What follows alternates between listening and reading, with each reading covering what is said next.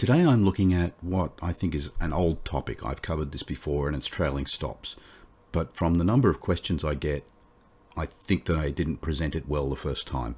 So today I'm going to go over trailing stops again, and I'm going to show a number of approaches to a particular type of trailing stop. Now, this video is for MetaTrader 5. I have another video for MetaTrader 4, which will either already be released or released very soon after this video. And I'll leave a link in the description when that comes out. But this is the MetaTrader 5 video. And the technique between MetaTrader 5 and MetaTrader 4 is very similar. It's just some of the coding that's different. The particular type of trailing stop that I'm looking at today is where all of your trades have the same trailing stop price applied. And also where that trailing stop is such that the actual stop loss applied to trades only progresses in the direction of the trade. It never goes backwards. There are some cases, depending on your particular trading strategy, where that trailing stop might need to go backwards, and there are some cases where each trade has an individual level of trailing stop. But I'm not covering those today because they are too complex to cover in a single video. What I will be doing though is looking at 3 different methods of calculating a trailing stop, so 3 different approaches to a trailing stop, but they will all be applying that same trailing stop to all of the trades. To demonstrate the trailing stops, I'm not just going to show the code for the trailing stop, I'm actually going to embed them into an expert advisor, which is possibly where I've gone wrong in the past. To do that, I'm using my good old standby moving average cross trailing stop. Now, don't pay too much attention to the expert advisor here. It is just being used to give an example of how to apply the trailing stops. I have the code here for the basic moving average cross. It simply has 2 different moving averages, a fast with a short period and a slow with a longer period. It will buy when the fast moves above the slow and will sell when the fast moves below the slow. Trades exit at the stop loss or the take profit points, and that's the only exit for the trades. And I've just set a fixed order size for everything. So this is a very basic expert, and it's just being used as a container to show the trailing stops. I've got the MA cross open here. I'm just going to compile that. And now if I go back to MetaTrader 5, I'll run a back test on this one just to show a result.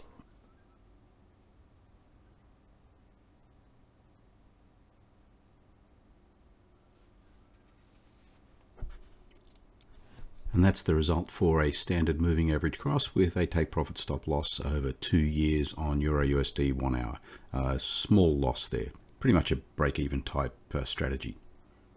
So now let's move on and apply the trailing stops. And remember, this is not to try to make this a better trading strategy. This is to show how to apply trailing stops. Now I'm back in the MT5 editor, and I've made a copy of the MA cross, and I've just called it MA cross with a common trailing stop. I've just changed this comment, the app name, and the description here. So let's go on and start making actual changes to the code. I'll close the navigator because I don't need that. Now the first thing I'm going to add here, and this is because I'm going to be using this same expert to demonstrate multiple types of trailing stop. I'm going to put an enum that lets me select the type of trailing stop. There'll only be one value in the enum for now. I'll add the others later, but this is just so that it's easier to modify and add more methods later. So my enum TS method, and this first one I'm starting with is the trailing stop method points, which is a simple points based. You specify a number of points and the trailing stop price will trail by that number of points from the current price. I'm going to want to specify those points for the trailing stop. So in here in the input section, just after the stop loss take profit, I'm going to add .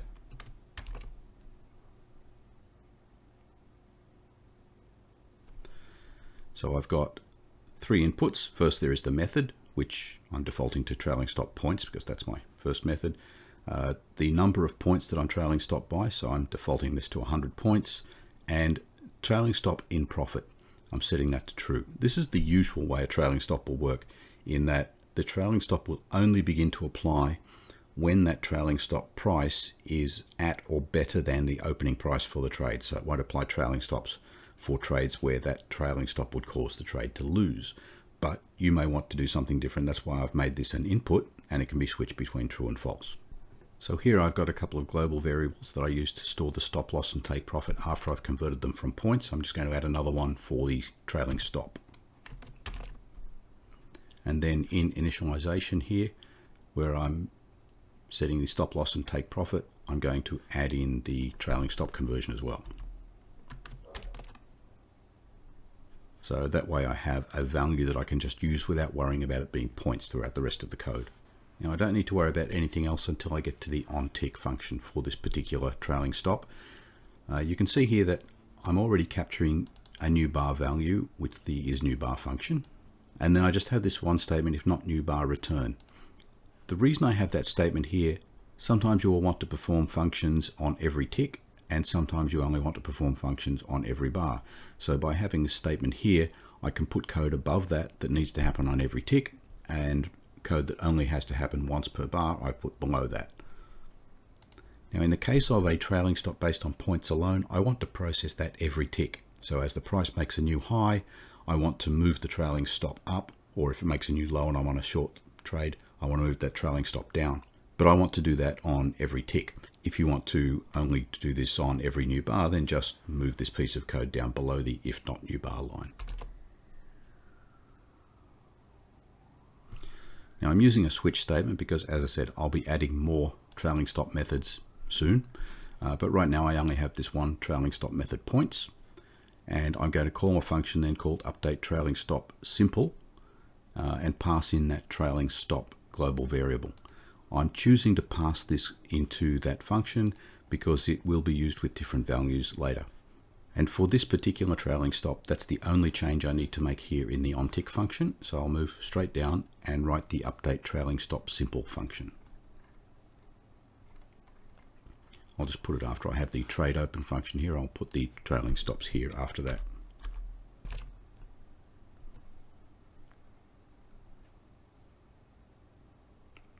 So you can see what I'm doing here. I'm calculating the trailing stop for buy trades and a trailing stop for sell trades because this is going to update both buy and sell at the same time.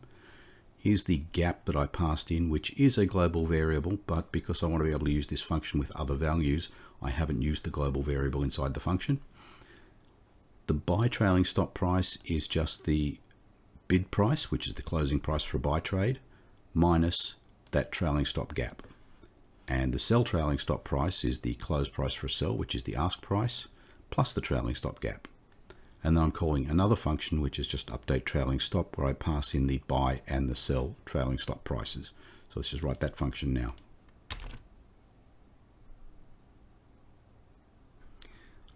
This is not the entire function. I'm just beginning with the outline of it, and then I'll fill in some more detail. But here's the update trailing stop. I'm taking the buy and the sell trailing stop prices, and I have the usual loop then through all of the positions. And I'll point out this is for a hedging account, not for a netting account. So for int I equals positions total -1, I greater than or equal to 0, I minus minus. That's my standard loop through positions. If not, select position I. Now that's a custom function again, and I'll just write that to show you. And then I'll come back and fill in how I apply the trailing stop on the trades.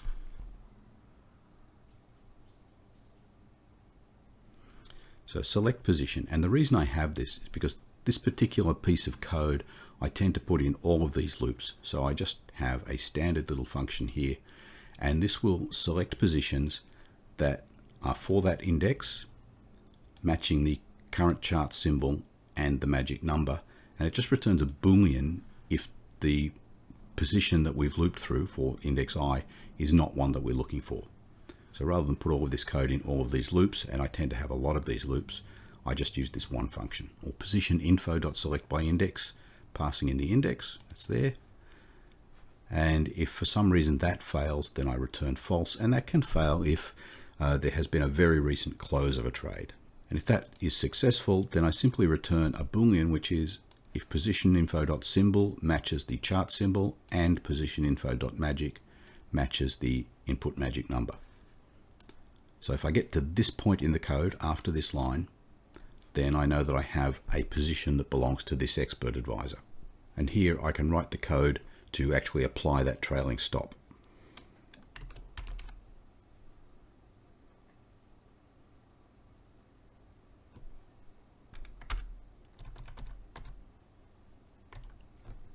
Space there as well.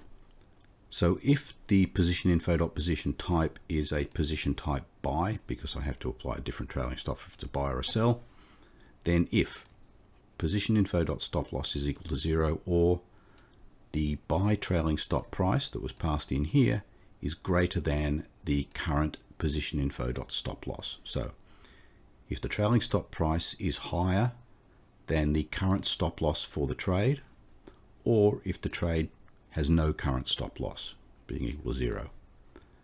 And the trailing stop in profit, that's that Boolean that I have, is false, which means I'm going to allow trailing stop to be applied even at a loss, or the trailing stop price is greater than or equal or better than the opening price for the trade. So this statement, people often leave this statement out because it's a buy trade. If the trailing stop price is greater than the stop loss price, it must be greater than 0 because we're moving in a positive direction for buy trades. I always include this, mainly because I like to have common code that looks the same everywhere, and this particular piece of logic will also appear in the sell side, so I just put it in there. But what I'm saying, there is either no stop loss, or the current trailing stop price is better than the existing stop loss price, and the current stop loss price, or the current trailing stop price, is better than the opening price, or I don't care about that. Then I simply use trade.position_modify, positioninfo.ticket, buy trailing stop price, so the new trailing stop price as the stop loss, and the existing take profit, positioninfo.takeprofit. The sell side is just the opposite.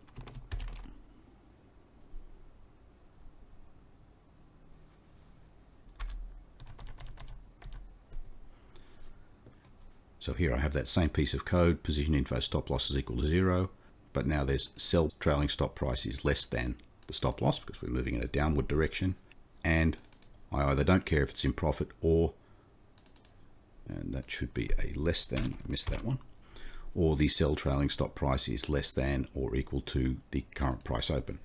And then it's just trade.position_modify, and the only difference here is that I'm using the sell trailing stop price instead of the buy trailing stop price. So that takes care of applying that trailing stop. I'm passing in two different values, so I catch the buy and the sell at the same time. I'm not actually testing to see if the position type is position type sell, because if it's not position type buy, then it must be a sell. And so this update trailing stop simple does nothing more than calculate the buy and the sell trailing stop prices, and then applies those with the update trailing stop function. I think that's everything. I should be able to compile that now. It did. So let's go back and we'll just run this one. And again, I'm just using the default values because I'm not showing how to improve the strategy. I'm just showing how to write the code. So here with the original simple buy and sell, we had a loss of $4.11. And now using the same expert advisor, but with the trailing stop, using simple points because that's the only value I have in the enum so far. 100 points trailing stop, only apply in profit true. Let's just run that.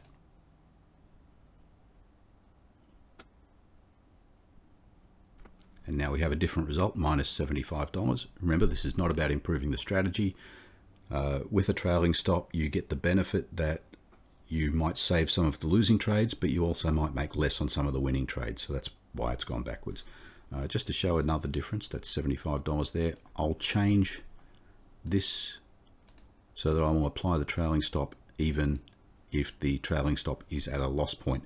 Now that will immediately override this stop loss. So I'm setting the initial stop loss on the trade at 500 points, but then as soon as there's a tick, I'm going to apply a trailing stop of only 100 points. So this should have a difference.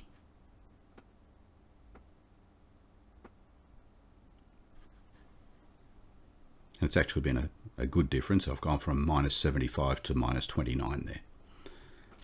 So that is the simple points-based trailing stop. It's the same sort of thing that you can get by just right-clicking on a trade and say apply trailing stop. But here, this is applying the same trailing stop to all of the trades for this expert advisor. So just remember that all of what I'm showing today applies the same price to all of the trades. So now let's add another method. And here I'm going to be using quite a common trailing stop method. That's the high-low. So this will look for the highest high or lowest low of recent bars. I need to know how many bars that I'm going to calculate this for. So I'll just put one, bit of space there. I'll put one input in here to capture that. So that's my trailing stop high-low period. And I'm just going to default that to 10 bars. And I don't need to do anything more for this until I get to the onTick function. Now for this particular method, I only want to apply it on a new bar because obviously the highest high or lowest low of recent bars simply doesn't change tick by tick. It only changes once on a bar.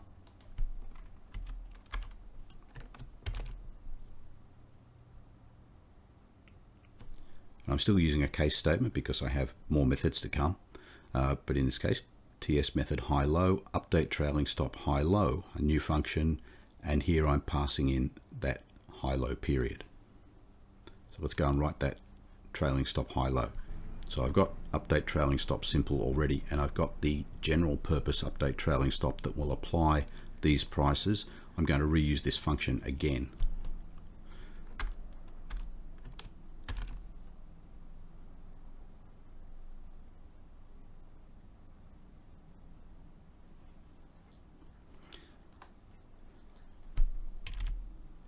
So I have here, using standard inbuilt functions in MetaTrader, the high value using the iHigh function for the current chart symbol and period, and the offset to that comes from the iHighest function for the symbol and period mode high. So I'm looking at the high price for the input period, which is here passed into that function, bar number 1. So beginning from bar number 1, which is the one that's just closed, going back by number of periods, I'm finding the bar that is the highest high, and then I'm actually getting the high value from that bar. Then the same for the low, but here I'm using iLow, iLowest, and mode low. Now, the low value is going to be my trailing stop for buy trades, and the high value is going to be the trailing stop for sell trades. So when I call the update trailing stop function, that's this one, I'm passing the low and the high. And that's all I need to do now to add that trailing stop based on highest high and lowest low of recent bars. So let's just run this one through the strategy tester again and see what happens. Now in the strategy tester, first thing I'm going to do, this is not simple points now, I have an option and I'm using recent high low, still leaving the defaults, so I'm just picking the 10 bars before. I'll change this back to true, so I'm only applying trailing stop in profit first, and then let's run that.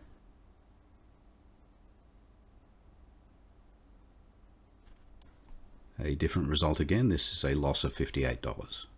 Let's change the input so that I apply the trailing stop even if it's not in profit.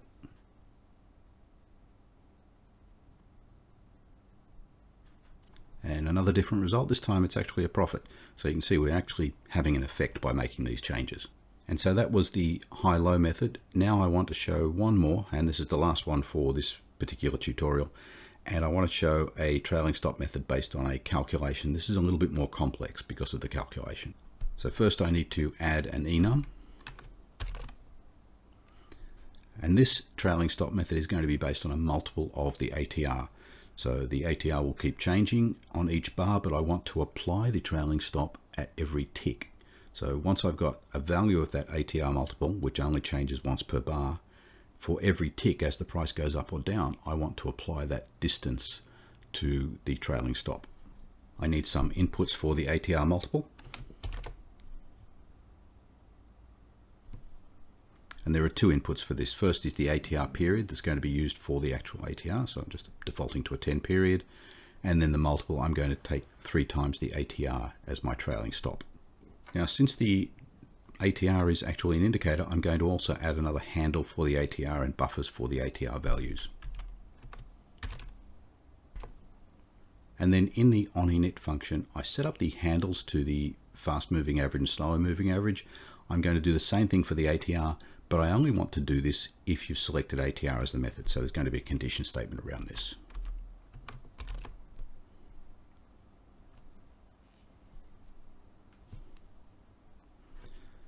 So these lines are the same code that you would find for the fast moving average and slow moving average, but I've wrapped it in this condition. So if the input trailing stop method is TS method ATR, because there's no point in setting this up and risking error if you're not going to be using the ATR. Because I've added an indicator, I need to release it in the onDinit function, and now in onTick. This is where it starts to get a little bit more complex. Remember I said that I want to apply the trailing stop at every tick, but I only need to recalculate once per bar.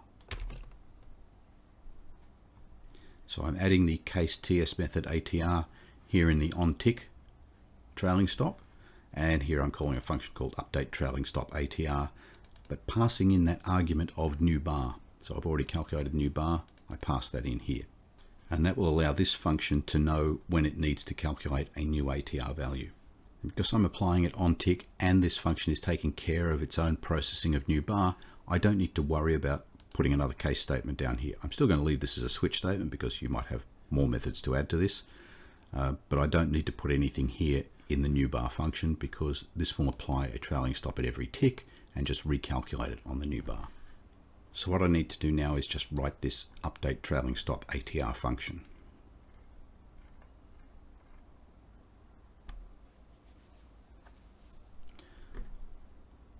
I haven't written the whole function here. I'm starting out with this static double ATR gap. So that's the size of the gap that I'm applying for the trailing stop, and I'm making that a static so that when this function is called, it can remember the value that it had last time, and I'll only be recalculating this on a new bar. So to perform that recalculation, I'm saying if new bar, which means I have to calculate a new ATR, or just in case this is the first time I've come in, then if the ATR gap is equal to 0, because it shouldn't be 0 if I've even calculated once.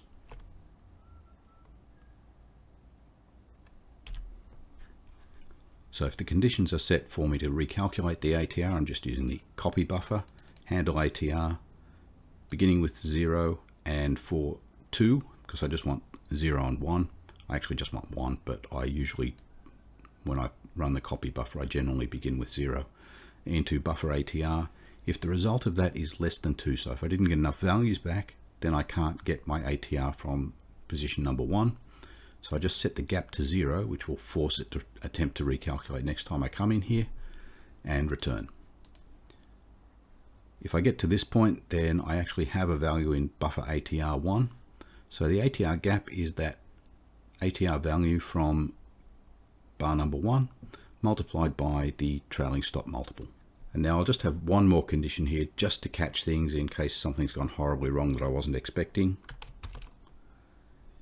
If the ATR gap is still equal to 0, then I'll return because I really can't apply a trailing stop. Otherwise, I can just call the existing trailing stop simple function passing in that ATR gap. Now remember, I said one of the reasons I'm passing in the trailing stop gap and not using the global variable is that I can now call this with other values, and this is a case where I am calling it with a different value. And after that, it simply goes through and calculates the buy and the sell price based on that gap. So now I have the ATR multiple option. I'll set that to true again. So only applying in the case where it's true.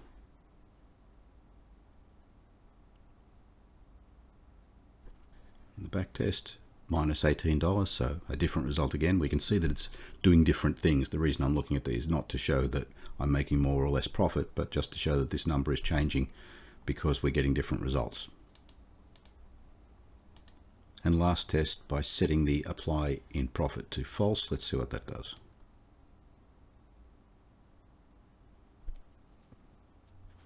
And backtest result here, minus $23, so a different result again. So that is everything for this MetaTrader 5 trailing stop on common price trailing stop. So remember, this is the situation where every trade that you have for this expert advisor gets the same priced trailing stop, but it can be only applied to trades in profit, or if you want to, you can apply it to everything. And I've shown 3 different techniques. The simple points based, I've shown one based on recent highs and lows, which you would only apply once per bar. I've shown something that needs a calculation once per bar, but where you apply it on every tick. So that should give you a good range of techniques that you can apply in your own code. Hope it's been useful. If it has, then please click the like button. And if you want to see more of our videos, click subscribe. Until next time, thank you for watching.